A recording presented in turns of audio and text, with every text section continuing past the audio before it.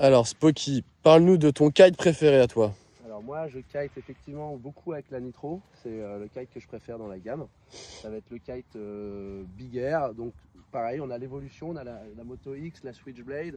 La Nitro elle va vraiment être orientée Big Air et Big Air agressif, c'est-à-dire avec un boost au niveau du take-off. On va vraiment être arraché de l'eau, les kite loops sont un peu plus agressifs tout en restant hyper safe, mais on a un kite qui va tirer un peu plus. Qui va être un peu plus rapide. C'est vraiment le kite qui va être un peu plus rapide pour faire des kite loops un peu plus engagés.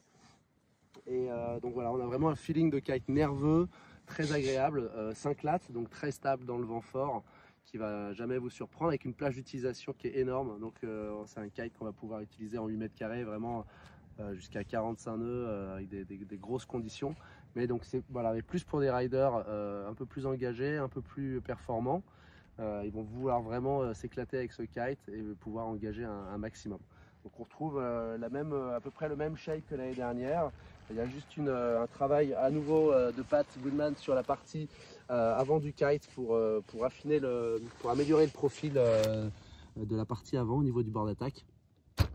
Pour le reste, on reste sur le même design du kite, mais qui va toujours voilà, donner ce très bon feeling en big air qui a été vraiment apprécié les 2 dernières années avec la Nitro 1 et la Nitro 2. Donc ça c'est la Nitro 3 et on aura toujours un kite pour vous envoyer le plus haut dans le ciel, Bien engagé. bien engagé.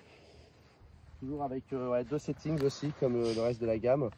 On va dire que sur les grandes tailles, on va pouvoir choisir le setting A pour avoir un kite un peu plus rapide. Et pour les petites tailles, moi je recommande de passer sur le setting B pour avoir un kite loop un petit peu plus lent et un peu plus engagé et avoir un petit peu plus de présence en barre. Toi, c'est ce que tu utilises sur ta 8? Ouais, à partir de 8, je mets le setting B. C'est vrai que souvent sur les tailles un peu plus grandes, je mets A pour avoir une aile un peu plus réactive quand le vent est un peu plus